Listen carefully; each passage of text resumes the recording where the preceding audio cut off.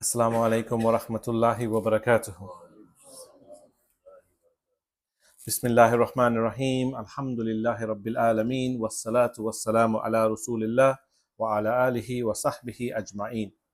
We praise Allah subhanahu wa ta'ala and we send blessings and salutations to our beloved Prophet Muhammad sallallahu alayhi wasallam and his family and the Sahaba radiyallahu an.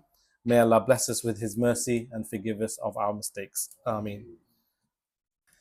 My dear brothers, today I want to highlight just how important the common person is when it comes to changing a situation. You, me, the civilian people, I'm not talking about the scholars, I'm not talking about the leaders, us as people. Because sometimes we massively underestimate our role in creating change. We think that, of course, the rulers are the ones that can do things. Of course, the scholars are the ones that should be motivating people to do things. But in knowing that, we sometimes think that we can't do anything. And this week in particular is an example of why we really need to appreciate the importance of this. Yeah, because this week, what did we see on Monday? On the 15th of September, we saw more than 60 leaders of Muslim countries come together. You must have seen some of the pictures. The nice rooms, the flowers on all of the desks, the oval desk, like they're the most important people in the world. They all came together, these rulers of these Muslim countries. It was called the Doha Summit. They all came together in Qatar. Yeah? Because after Israel attacked on their sovereign soil, as they call it, to try and kill the Hamas negotiators. Yeah? We saw them. They all came together. They're so very important. They rule our lands. And we saw them come together. This is more than 60 country leaders. Not 1, 2, 5, 10. More than 60 countries. They represent billions of Muslims. They represent nearly 2 billion Muslims. They all came together. You would think these leaders that represent 2 billion people, that represent all of these armies, that have all of this wealth, Allah has given them so much wealth at their disposal. You'd think they could make a change. They call themselves, the Organization of Islamic Cooperation, OIC. Or there's many other acronyms that they've given themselves where they've got together to say, we are this institute, we are this corporation, we are this organization. As if they have some power. And in fact, they do. They have a lot of power. But we are seeing why they're using it. And I'm using them first as an example. I said, obviously, this is about us. But I'm using them as an example. Because all of these leaders got together, and what did they achieve? A few condemnations. The speeches were fiery. Oh, we condemn this. They can't fire they can't bomb our lands. We have this, we have that. The condemnations, oh, they broke international law. We have to do this with our ambassadors. There was many condemnations. They even used the right terminology. There's genocide going on. There's ethnic cleansing going on. You would think, okay, you're saying the right things. But as we've seen many a times, there's talking and then there's action. These leaders of these countries, of our countries, they're good at speaking at times. They're good at speaking. They're worthless, useless when it comes to doing. In fact, there were even talks of there's Morocco there, there's Bahrain there, there's UAE there. Who are these countries? These are the countries that have already normalized relationships with Israel. You would have thought that the bare minimum they could have done is like, okay, we are cutting all of our ties with Israel because of look what they did. In fact, they were the most quiet of them all. because they were the mouse in the corner going, oh, okay, we better not say something. We have already sold our souls to the devil. We've already signed up. And even then, the other countries which you might think they have some power, maybe they will tell them, you guys need to cut your ties. The bare minimum. This is nothing, to be fair. This is even the bare minimum. So this is what we saw. This is when it comes to the rulers. And what was the outcome? No promised actions at all. Some words, they even said something like legal and effective measures. What legal and effective measures? If a genocide is happening on your Muslim brothers and sisters, what are you going? You're just going to say, "Oh, we're going to take some legal measures." Why are you holding your armies in their barracks? Worse, why are you letting Israeli planes go over your lands? Isn't the bare minimum you can do is say, from now on, you can't fly planes above our lands? And by the way, I say Israeli. We have to be very careful here. Not careful in that sense, but what I mean is if America didn't want this to happen, would it have happened? So we're talking about the bombings in Qatar. When they say, oh, Israel let America know they were doing, this means Israel got the tick to go and do this. How shameless. Remember just what? A few months back I was talking here and I was telling you about the trillions Qatar agreed to give to America, and the nice new plane, 400 million plane they gave to Trump as a gift. Here you go, Trump, here's your jizya. This is your protection money. Here's your plane. Have this nice, lavish plane. And what do they get in return? They get bombing on their sovereign land. How shameful as leaders, and yet you still do nothing. Yet you still sit there like mice. Because you're worried more about your throne, your wealth, your, just this dunya. That's all they're worried about. Allah has given them the capability, yet they choose to do nothing. So like I say, this is the result of seeing what the rulers of today are doing. They can do many things.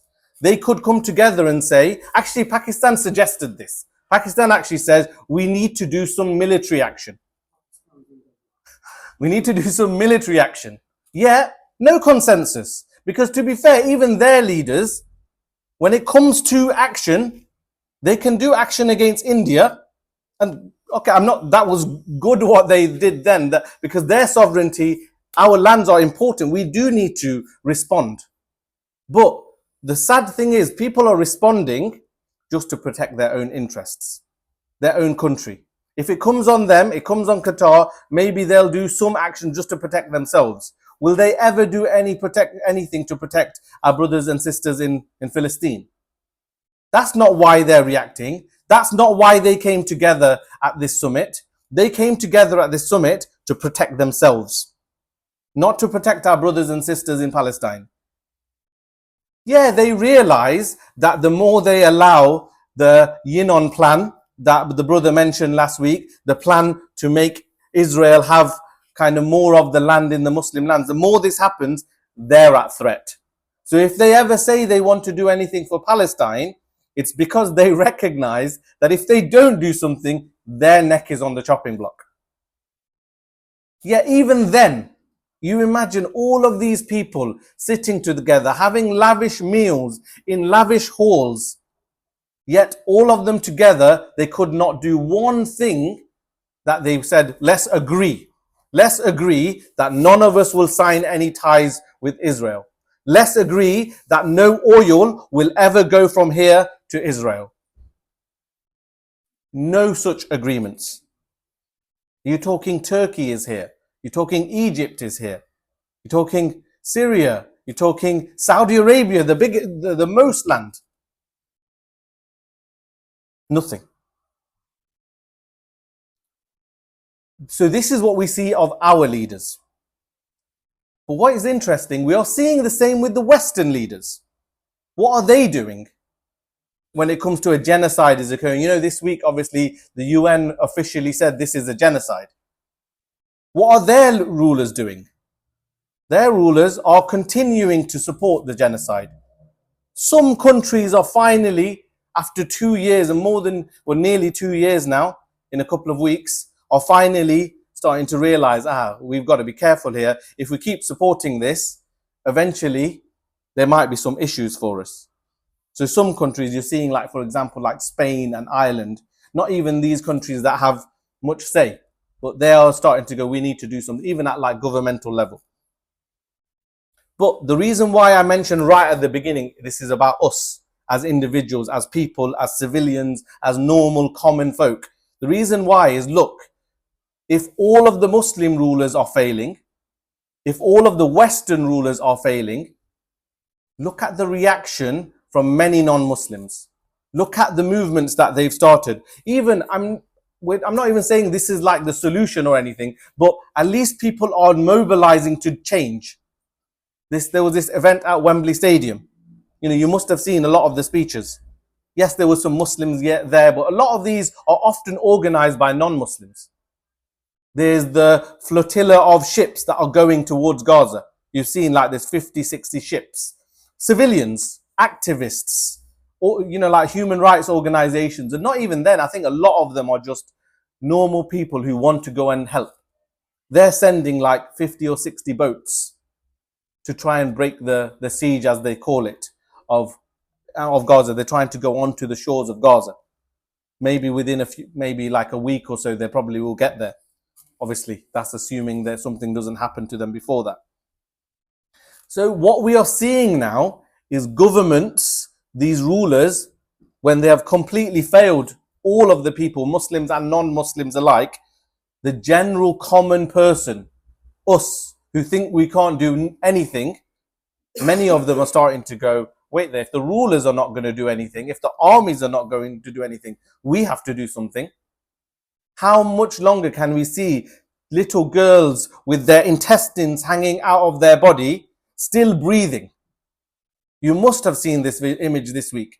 This child who, she should be dead, but her stomach's ripped open, her intestines are coming out, and you can see the intestines moving because she's still breathing. How many more images in these 2 years? Every time, every couple of weeks, there's an image that gets ingrained in your brain because you can't take the image out of your brain because you thought, a silly thing came to my head. Is like, I was thinking, I've seen horror movies, and yet in horror movies, you don't see things like this. And it's a real, something happening really. You're seeing children constantly decimated, yet all of these armies, all of these rulers, Western rulers, Muslim rulers, nothing. This is why if the common person does nothing, then it will continue to happen. But this is why there is movement. People are trying to do things as individuals. Even we said maybe over a year ago that why are celebrities, football players, people who have like a platform where if they send one message, then like billions or millions and millions of people see it. Why are they not saying something? You're now getting to the point that some are. Even like people who have much following, they're saying something. So this is why there's wide scale knowledge of what is going on. Yet the situation still doesn't seem to be changing. So the message really, my brothers, today is that yes, the rulers, of course, they play a role. Yes, the scholars, of course, they play a very important role. But if we as the common person, as just literal nobodies who are just living our lives, if we don't say anything and we just think, it's their responsibility, I'm just going to get on with my life, then naturally that's what happens. They don't take their responsibility on. And there's a saying, isn't there, that the rulers are sometimes a reflection of their people. If we feel we can't do anything and we're just more concentrated on our dunya, then why are we surprised if our rulers are also saying, let's concentrate on the dunya? Let me worry about my borders. Let me worry about my throne. Let me worry about my lavish meal where I can have like Donald Trump there and these people and all these famous people there. Let me worry about that. This is the situation. So this is why it's such an important role that we as individuals play. Because each episode, each time these actions happen, it should make us think, what happened in Qatar is important. These Qataris, or whether the Saudis or the UAE or whatever these countries, Turkey, Egypt, they think, if we keep shaking hands with the devil, if we keep making deals with America, with Israel, they'll protect us. What happened to your protection? When are you going to wake up? Or even us, if we're living in, say, we're some of us thinking, oh, let's leave the UK. There's all this far right racism, flags everywhere. We're worried that if we let our women folk out on their own, what if something happens to them? So what are we thinking? Some of the brothers are definitely thinking, and sisters, let's go to Qatar. Yeah? Let's go to the UAE and let's live there. That will be better. Our children will get better education. There'll be Islamic education. It's a better lifestyle. There won't be right wing there. There's no bombs falling there. My brothers, nowhere is safe unless we do something about it. Nowhere is safe. And then if we do that, why are we leaving? We're leaving because we want it even easier. As if we don't have it easy here, and as if we're going to do more dawah there than we do here when we've got it easy to do dawah here. It's just being selfish again. And again, don't get me wrong, actually, there's much merit in going, and for your children at least, so that they're not corrupted by this society. It's actually a good thing to go and live in a Muslim country. I would actually say I would advocate that. That's a good thing. But I'm just giving the example that if we're doing it purely because, oh, wait there, our life is getting more difficult, let's make it easier, then you know what? Is the gates to Jannah for the person who wants an easy life? Have we not been given an opportunity here to do something to rectify the situation of our ummah? So I want to still end it on a positive though, because this is very negative. Because look at the situation, our rulers are the way they are. We have to do something. But the positive is, look, the world is waking up. The whole world is waking up to the fact that their tax, many non-Muslims are very frustrated now that the money they give in tax is being used to cause a genocide. A lot of people are feeling, like there's the guilt, isn't there?